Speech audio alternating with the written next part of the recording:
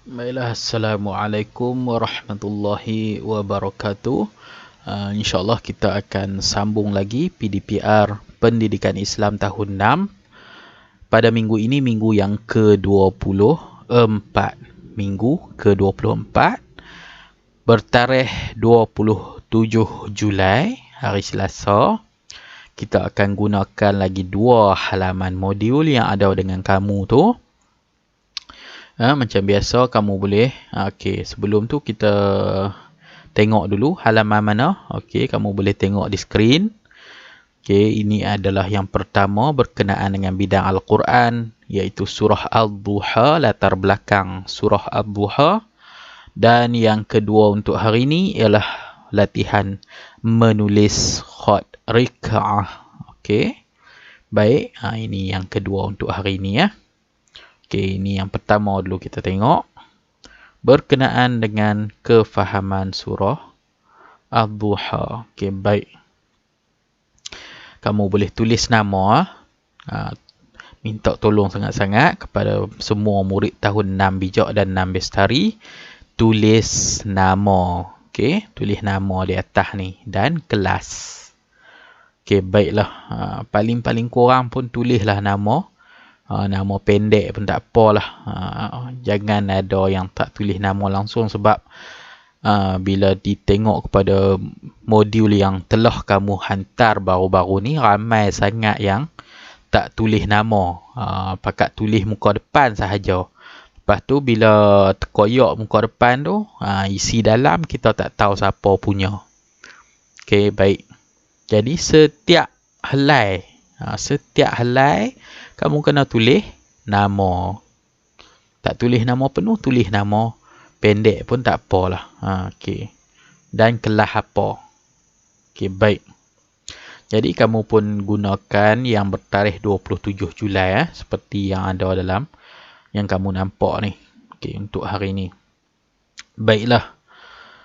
Apa yang kita nak buat ialah lengkapkan tempat kosong dengan jawapan yang betul. Okey, apa tempat kosong ni berkenaan dengan apa?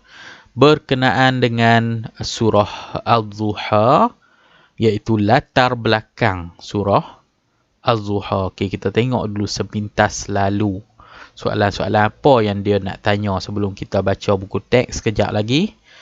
Soalan apa yang dia akan tanya. Okey, di sini dah bagi tahu clue dah, iaitu rujuk buku teks muka surat 27 hingga 30, dan pada setiap soalan dah ada dah muka surat berapa yang ada jawapan tu.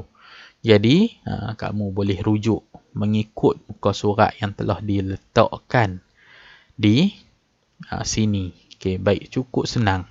Jawapan dah ada dalam buku teks. Dan dalam video ni pun kita akan sama-sama mencari jawapan kepada soalan-soalan ni, iaitu bidang Al-Quran, surah, kefahaman, iaitu surah Al-Duha. Okey, baik. Kita tengok soalan ni, nombor 6. Ini sambungan daripada minggu yang sebelum raya tu. Okey, nombor 6, sebab tu dia nombor 6. Okey, baik. Dinamakan surah Al-Duha di manakah? Ni dia silap sikit. Tulisan dia sepatutnya di manakah. Okey, ni silap di manakah. Komputer mungkin ada masalah. Jadi di manakah surah Al-Duha diturunkan? Okey, jawapan daripada muka surat 27. Kita akan tengok sama-sama sekejap lagi. Seterusnya, surah ini dinamakan Al-Duha kerana kenapa surah tu nama Al-Duha? Okey, jawapan daripada muka surat 27 buku teks. Seterusnya, pengajaran daripada surah Al-Duha. Okey, kamu pun ambil satu pengajaran daripada surah Al-Duha. Terangkan satu larangan Allah dalam surah Al-Duha. Okey, ini ada pada muka surat 29, iaitu terjemahan. Terjemahan ayat 9 surah Al-Duha. Kamu boleh salin terus terjemahan tu di sini. Okey. Dan nombor 10, berdasarkan surah Al-Duha, tuliskan tiga contoh bacaan ikhfa hakiki. Okey, baik. Ini kamu kena rujuk nota tajwid lah. Okey, baik. Kita akan tengok balik di tempat-tempat untuk kita cari jawapan dalam buku teks. Okey, kita buka buku teks. Muka surat 27. Pertama dia tanya di mana di mana turunnya surah Ad-Duha. Okey, kita baca dulu apa yang ditulis dalam buku teks ni. Okey. Kotak nombor 1, muka surat 27. Okey, kotak nombor 1. Dia kata, Naim tentu sudah tahu bahawa surah Ad-Duha merupakan surah Makkiyah dan mengandungi 11 ayat. Surah Makkiyah dan mengandungi 11 ayat. Surah ini dinamakan Ad-Duha kerana Allah telah bersumpah dengan waktu Zuha di permulaan ayat. Okey, ini kamu boleh jadikan sebagai jawapan number soalan bawah tu. Okey. Surah ni dinamakan Ad-Duha. Surah ini dinamakan Ad-Duha kerana Allah telah bersumpah dengan waktu Zuha di permulaan ayat. Okey, ambil yang ni kemudian letakkan jawapan nombor 7. Kenapa dinamakan Ad-Duha? Okey, baik. Seterusnya, kotak nombor 2. Ya, ayah. Ustazah ada menceritakan tentang sebab penurunan surah Ad-Duha. Surah ini merupakan satu penafian Allah terhadap tuduhan orang kafir yang mengatakan bahawa Allah telah membenci dan mengabaikan Rasulullah sallallahu alaihi wasallam kerana telah lama tidak menurunkan wahyu.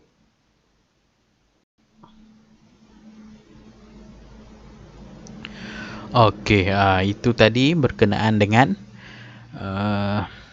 sebab nuzul ataupun sebab turunnya surah Ad-Duha ni.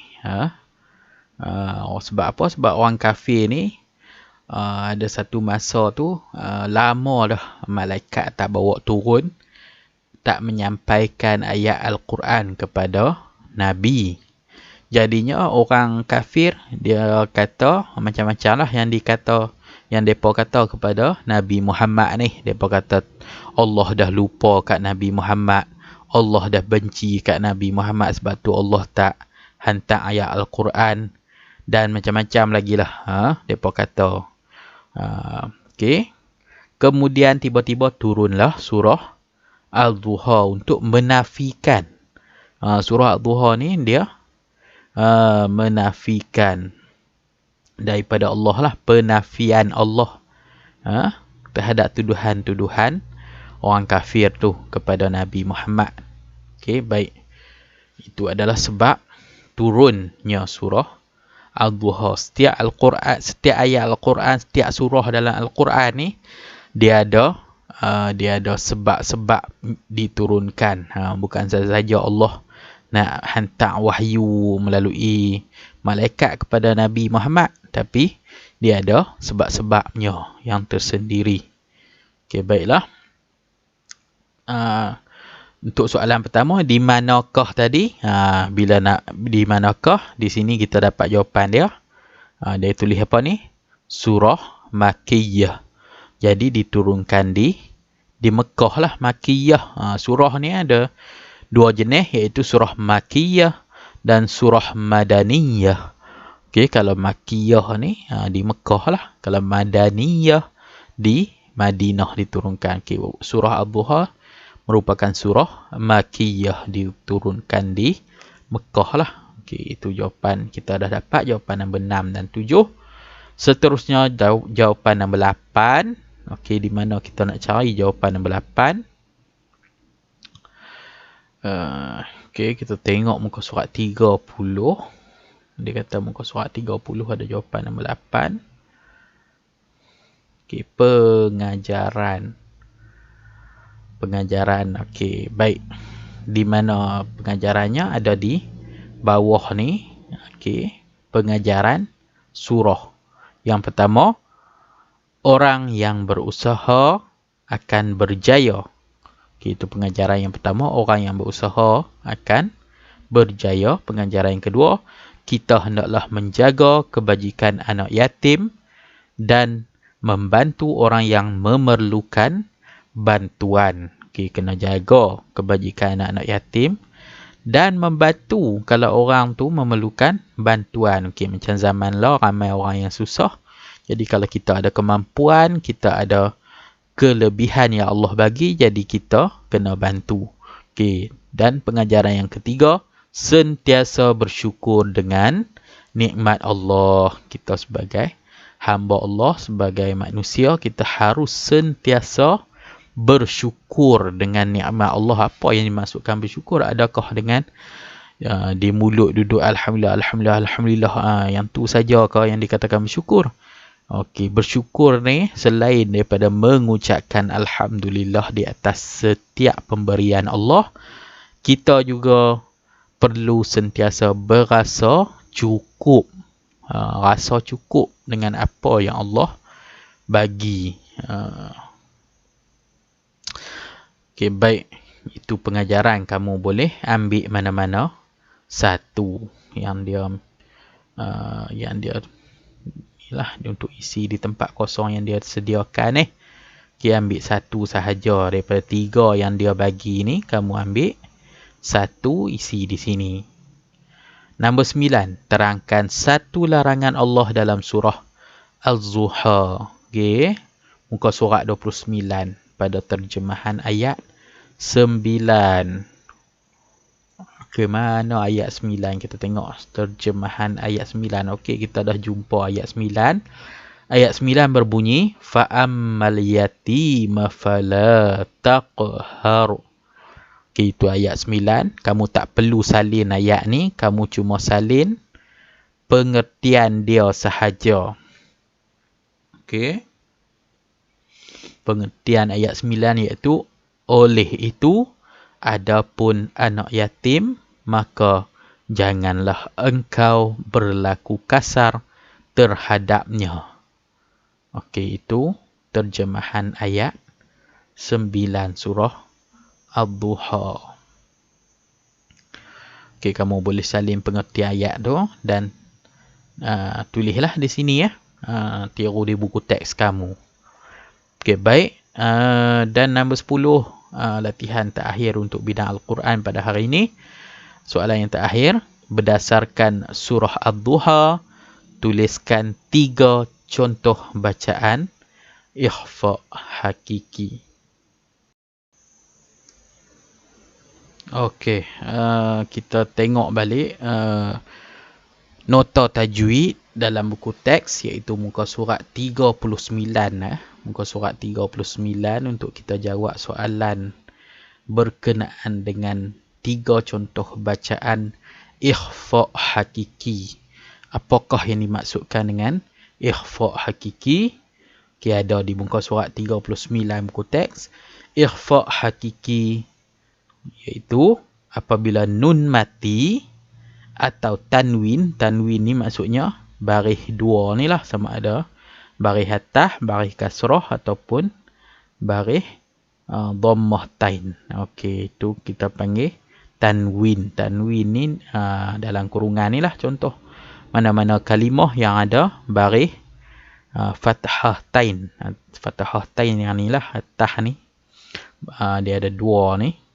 Bawah kasrah tain. Okey, dia ada 2 juga. Baris kasrah tu dia ada 2. Dan ni dhammah tain. Dhammah tu dia ada 2 macam ni.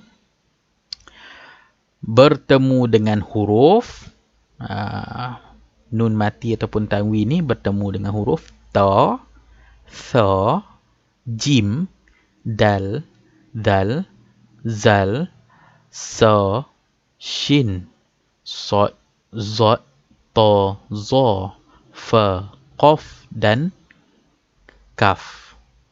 Okey, banyak huruf-huruf dia banyak.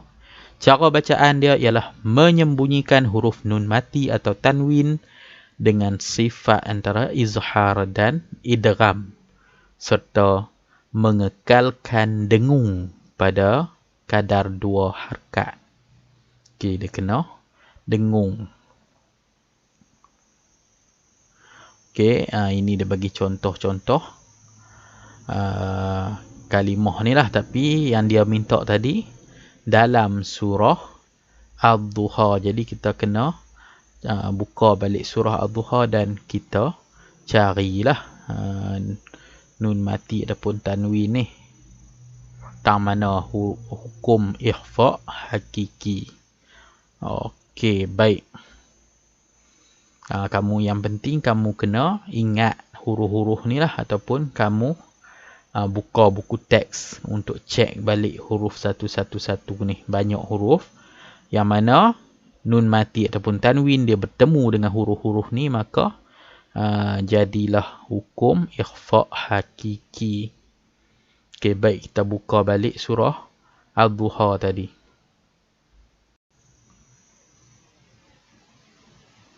Okey, kita dah buka balik surah Az-Zuha kita pada muka surat 26 buku teks. Okey, kita akan cari kalimah-kalimah yang ada hukum ikhfa hakiki, iaitu kita alert pada tempat yang ada nun mati ataupun tanwin. Dari situ kita boleh tentukan sama ada yang tu ialah ikhfa hakiki ataupun bukan. Okey. Wadduha. Okey, ayat 1 Bismillahirrahmanirrahim. Wadduha. Okey, sini tak ada nun mati ataupun tanwin pun tak ada. Walaili iza saja. Masih lagi tak ada nun mati atau tanwin. Ma wadda'aka rabbuka wa ma qala. Okey, tak ada juga ayat ketiga. Okey, ayat keempat. Walal akhiratu khairul laka minal ula. Okey, di sini kita jumpa satu dhammatain ataupun tanwin. Di sini khairul laka. Adakah ini ikhfa hakiki ataupun bukan? Jadi kita akan tentukan, kita tengok huruf yang selepas dia lah. Rulla. Okey, huruf lepas tanwin ni ialah lam. Okey, lam ni huruf ikhfa hakiki ataupun bukan? Kita tengok di sini ya. Ada tak lam dalam huruf-huruf ni? Okey, lam ada tak? Okey, lam tak ada. Kita tak jumpa lam dalam senarai huruf tu. Jadi ini bukan ikhfa hakiki. Okey, kita teruskan lagi ayat yang kelima. Wala sawfa yu'tika rabbuka fatardha. Okey, tak ada nun mati ataupun tanwin dalam ayat yang kelima ni. Ayat yang keenam, alam yajidka yatiman fa'awa. Okey, ini ada satu tempat yang ada tanwin, iaitu yatiman fa'awa, iaitu pada man ni. Man fa. Ni tanwin baris 2 bertemu dengan huruf yang selepas dia, iaitu huruf fa. Dia bertemu dengan huruf fa. Tanwin bertemu fa. Fa ni ada tak dalam senarai huruf ni? Fa. Okay, kita tengok balik. Okey, ada tak fa? Okey, fa ada di sini. Ni fa. Okey, jadi confirm dah di sini, iaitu sini kita dah jumpa satu hukum ikhfa hakiki, man fa. Jadi kamu kena ambil daripada mana? Kamu kena ambil daripada sinilah. Yatiman fa'awa. Kamu salin dan kamu letaknya ikhfa hakiki di sini. Man fa. Antara huruf mim dan fa ni dipanggil sebagai hukum bacaan ikhfa hakiki. Okey, itu caranya kita nak cari jawapan. Okey, ini dah ustaz bagi contoh satu. Ada dua lagi. Kamu kena cari Okey, satu dah dapat dah. Okey, dua lagi kamu kena cari. Senang sahaja. Kamu buka Al-Quran surah Ad-Duha dan kamu buka buku teks untuk cek huruf-huruf ni. Jumpa saja tempat yang ada tanwin ataupun nun mati, kamu berhenti dan cek sama ada tanwin ataupun nun mati itu bertemu dengan huruf-huruf yang dinyatakan ni, huruf ikhfa hakiki. Okey, gitulah cara untuk menjawab soalan yang nombor 10 ni. Okey, seterusnya untuk hari ini bidang jawi, menulis khat rika'ah. Salin semula ayat pendek, ayat mudah ni menggunakan kaedah khat rika'ah. Okey, tak ada masalah jika kamu tak ada pen khat ataupun pensil khat. Kamu boleh gunakan pensil kayu, pensil kayu biasa tu. Kamu buatlah mata dia bagi jadi macam mata pensil khat, iaitu mata lebar dan nipis dan tajam. Okey. Dan tulis mengikut contoh yang dia bagi ni. Okey, apa dia ayat yang dia tuliskan ni? Okey, kita baca sama-sama. Boleh tak baca? Okey.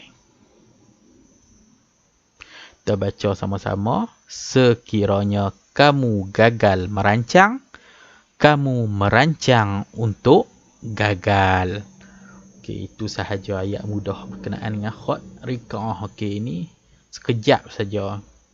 Tapi kena buat bagi elok dan kemas. Itu sahaja untuk hari ini, 27 Julai 2021, PDPR Pendidikan Islam tahun 6. Sekian, wabillahi taufiq wal hidayah. Wassalamualaikum warahmatullahi wabarakatuh.